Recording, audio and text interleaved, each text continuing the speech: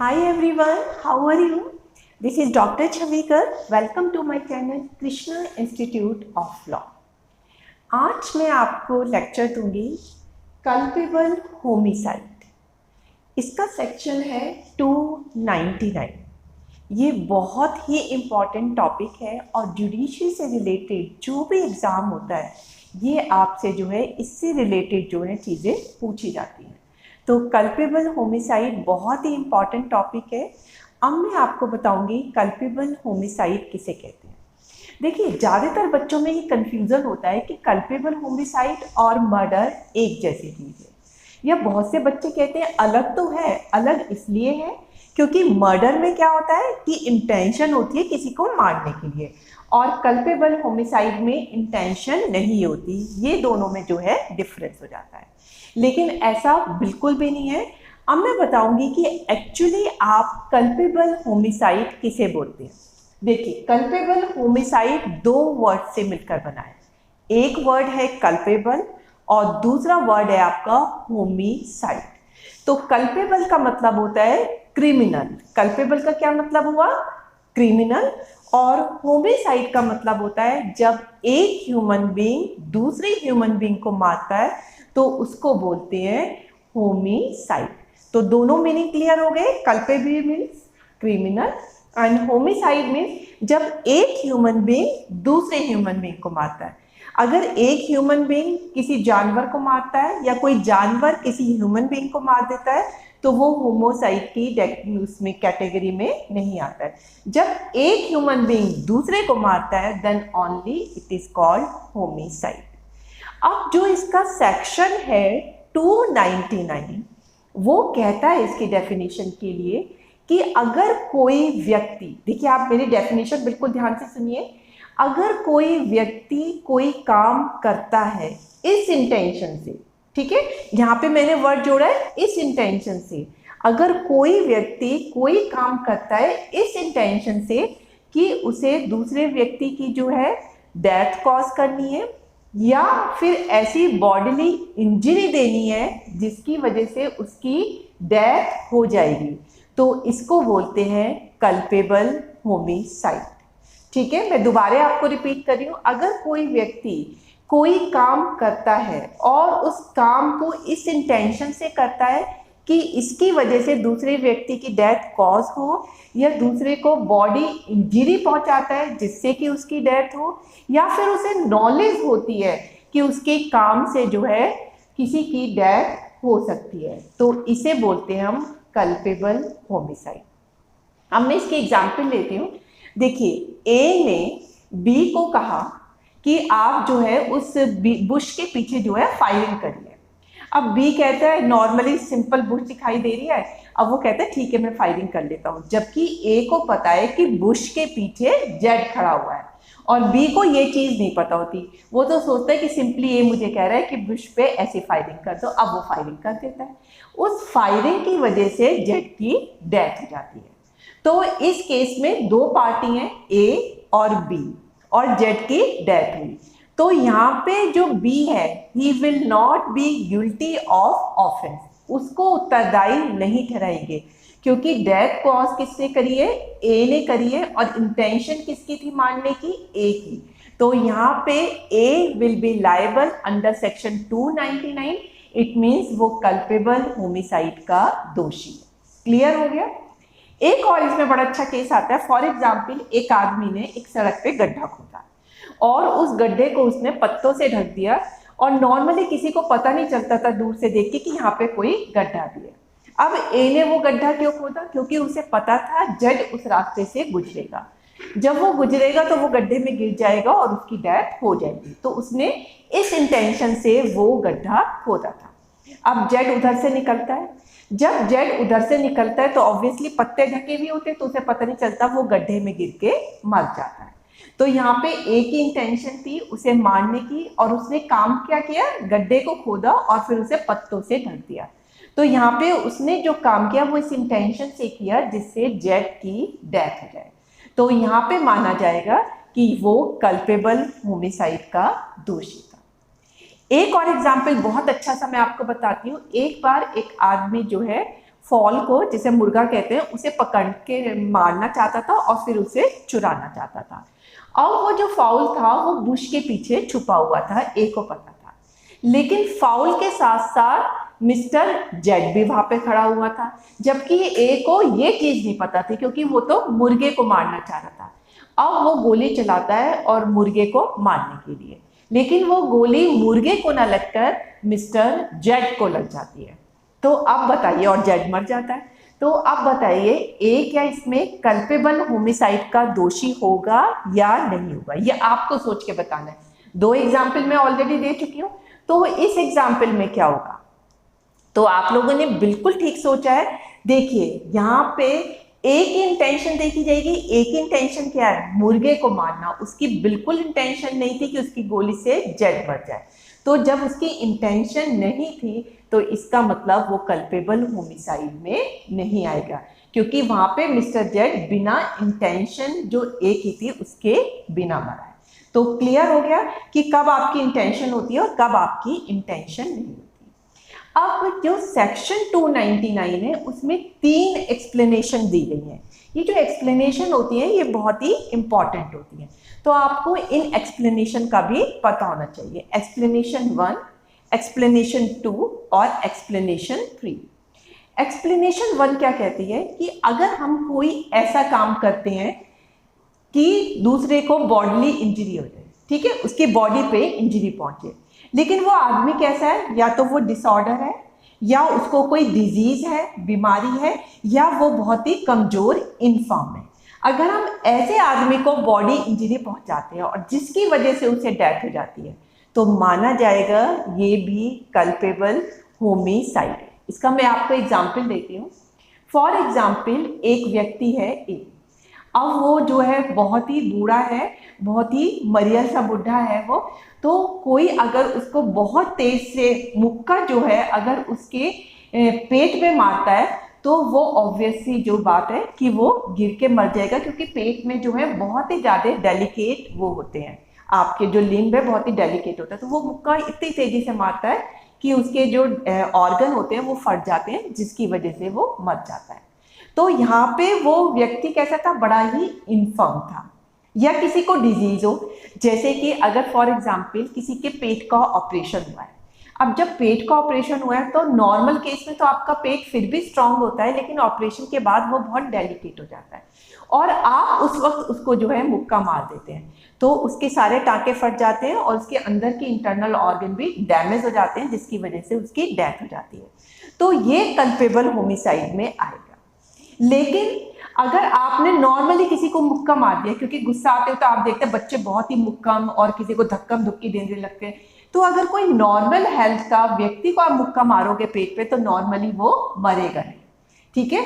तो वहां पे वो कल्पेबल होमिसाइड नहीं होगा। लेकिन एक्सप्लेनेशन 1 कहती है कि अगर किसी व्यक्ति को कोई बीमारी है या फिर वो इन्फर्म है और ऐसे टाइम में आप उसे बॉडी इंजरी पहुंचाते हो, तो वो कल्पेबल होमिसाइड का दोषी माना जाता है।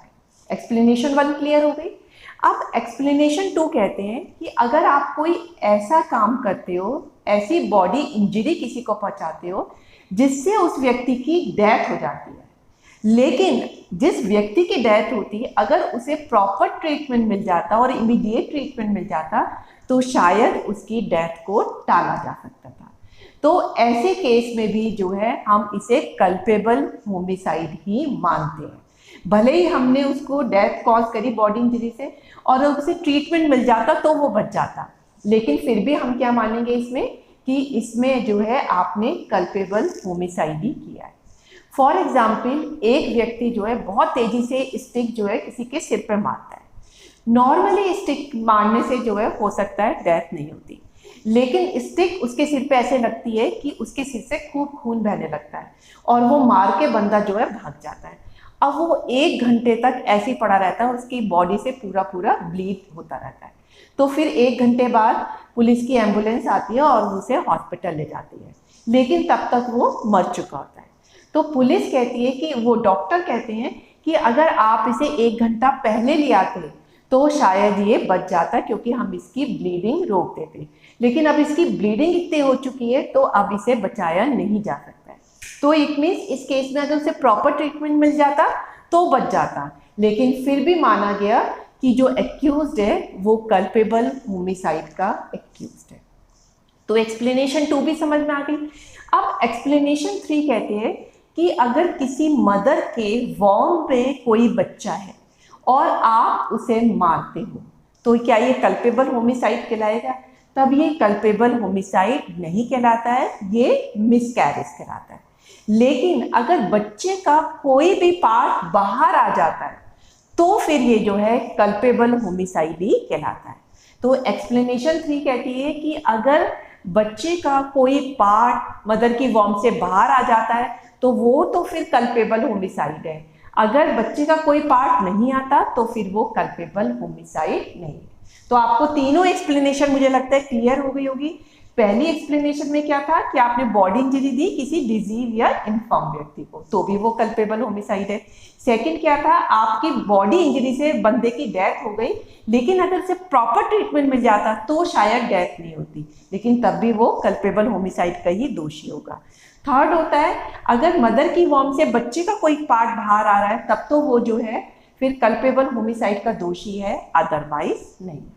तो मैंने आपको बताया कल्पेबल होमिसाइड किसे कहते हैं, मैंने आपको इसके एग्जाम्पल भी बता दिए। ये तीनों ही एग्जाम्पल जो मैंने बताया बहुत इंपॉर्टेंट है। फिर मैंने आपको इसकी एक्सप्लेनेशन बताई। अब मैं बताऊंगी कि इसके एसेंशियल पॉइंट कौन कौन से होते हैं।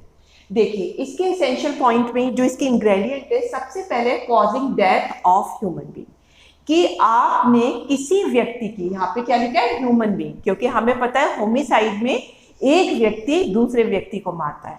तो अगर किसी व्यक्ति की डेथ हो जाती है तो ये सबसे ज्यादा जरूरी है। अगर आपने किसी व्यक्ति को मारा और वो नहीं मरा तो फिर वो कल्पेबल होमिसाइड का दोषी नहीं है। तो इसमें क्या होना चाहिए कि ह्यूमन बीइंग की डेथ हो जानी चाहिए। तो आपका कोर्ट में जब केस चलता है तो वो व्यक्ति मर जाना चाहिए, डेड होना चाहिए, तभी कल्पेबल होमिसाइड आप पे लग सकता है।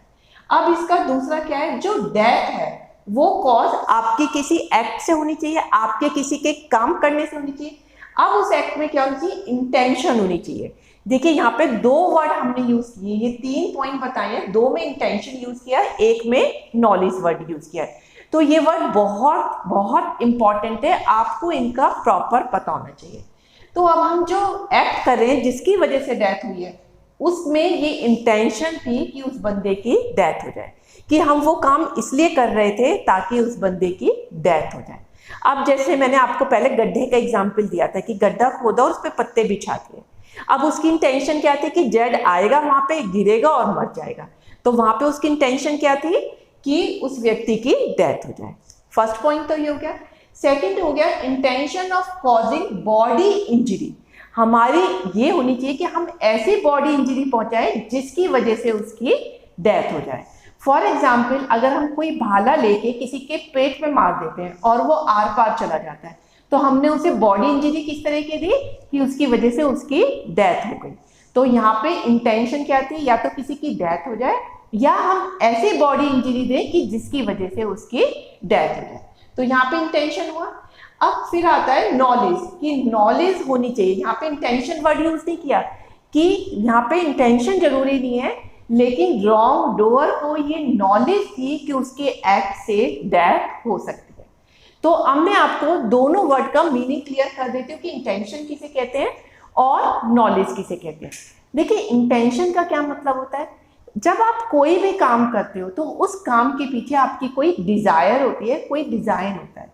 किसी डिजायर के वशीभूत होकर ही आप कोई काम करते हैं, तो उसी डिजायर को हम क्या बोलते हैं, इंटेंशन। इंटेंशन क्लियर हो गई। अब आता है नॉलेज। नॉलेज क्या होती है, देखिए आप कोई भी काम करें, हर काम का कोई ना कोई कॉन्सिक्वेंस तो हो गई, ठीक है। अगर आपने किसी को बहुत तेज धक्का दिया तो वो नीचे मर जाएगा। अगर आपने बहुत अच्छे से पढ़ाई करी तो आप अपने एग्जाम में सक्सेसफुल हो जाओगे। आपने लाइट जलाई तो कमरे में उजाला हो जाएगा, ठीक है। तो इसका मतलब हर काम का कोई ना कोई कॉन्सिक्वेंस होता है, और अगर आपको उस कॉन्सिक्वेंस के बारे में जानकारी है, अवेयरनेस है पहले से ही, तो वो कहलाती है आपकी नॉलेज। तो नॉलेज और इंटेंशन क्लियर हो गए। इंटेंशन में काम करने के पीछे की जो डिजायर होती है उसे इंटेंशन कहते हैं। और नॉलेज में क्या होता है, जो काम का कॉन्सिक्वेंस होता है वो आपको पहले ही पता होता है। तो कल्पेबल होमिसाइड में एक तो व्यक्ति डेड होना चाहिए पहले उसके हिसाब से, दूसरे के हिसाब से या तो उसकी इंटेंशन होनी चाहिए या फिर उसको नॉलेज होनी चाहिए कि उसके काम से वो व्यक्ति मर सकता है। तो ये था आपका कल्पेबल होमिसाइड। अब इसमें मैं आपको दो इंपॉर्टेंट केस भी बताती हूँ। सबसे पहले इंपॉर्टेंट केस था आपका कासिम अब्दुल्ला हाफिज वर्सेस स्टेट ऑफ महाराष्ट्र का। कौन सा केस था ये? कासिम अब्दुल्ला हाफिज वर्सेस स्टेट ऑफ महाराष्ट्र। इसमें क्या हुआ, एक्यूज ने जो है किसी व्यक्ति के पेट में 2 बार चाकू से मारा। अब उस व्यक्ति का फिर ऑपरेशन हुआ। ऑपरेशन में जो है 10 दिन के बाद वो व्यक्ति मर गया। सर्जन ने कहा कि इसको पहले एक चाकू मारा गया और दूसरे चाकू की वजह से तो इसके जो इंटरनल ऑर्गन थे इतने ज़्यादा फट गए कि ये ऑपरेशन के बाद भी इसलिए व्यक्ति मर गया। तो यहाँ पे माना गया कि वो कल्पेबल होमिसाइड का दोषी है, क्योंकि पहले उसने एक मारा, एक के बाद भी दूसरा उसने इसलिए मारा कि उसे श्योर हो जाए कि उसकी डेथ ही हो रही है। तो ये कल्पेबल होमिसाइड का केस माना गया। अब दूसरा केस था आपका Shanmugam versus state of Tamil Nadu. कौन सा केस था? Shanmugam versus state of Tamil Nadu. इसमें एक व्यक्ति ने किसी व्यक्ति के जो एक्यूज था उसने दूसरे व्यक्ति के पेट में जो है स्पीयर, भाले से जो है वार किया। अब जो भाले से वार करता है तो उसको डॉक्टर के पास ले जाते हैं। वो 1 हफ्ते के बाद सेप्टिक हो जाता है उसकी पेट में और वो उससे मर जाता है। और सेप्टिक किस लिए होता है? क्योंकि उसके पेट में भाला चला गया था। अब यहाँ पे माना गया कि भले ही उसकी इमीडिएट डेथ नहीं हुई है, बाद में हुई है, लेकिन एक्यूज ने उसकी इंटेंशन यही थी कि वो उसकी डेथ करे। तो यहाँ पर भी वो कल्पेबल होमिसाइड का दोषी होगा। तो आपको क्लियर हो गया। आई थिंक कि कभी कभी टीचर भी हम कल्पेबल होमिसाइड में काफ़ी कंफ्यूज हो जाते हैं। मैंने आपको कल्पेबल होमिसाइड से रिलेटेड एक एक चीज़ बिल्कुल क्लियर कर दिया है। पहले आपको कल्पेबल होमिसाइड बताना है सेक्शन 299 के, फिर इसके इलस्ट्रेशन देने, फिर आपको इसकी तीनों एक्सप्लेनेशन बतानी है, फिर इसके एसेंशियल बताने हैं। एसेंशियल बताते हुए भी मैंने क्लियर कर दिया कि आपको इंटेंशन और नॉलेज में कोई कंफ्यूजन ना हो। फिर आपको इसके लीडिंग केस करने हैं। तो ये था हमारा कल्पेबल होमिसाइड। आई थिंक कि आपको ये लेक्चर बहुत अच्छे से पसंद आया होगा। और जो भी फ्रेंड आपकी जुडिशरी की तैयारी कर रहे हैं या लॉ कर रहे हैं, LLM कर रहे हैं, उनको प्लीज़ शेयर करिए, क्योंकि ये लेक्चर मैंने इतने अच्छी तरीके से दिया है कि इसमें आपका नॉर्मली कोई भी एस्पेक्ट कल्पेबल होमिसाइड से रिलेटेड नहीं बचा। तो that's all for today lecture. Thank you very much.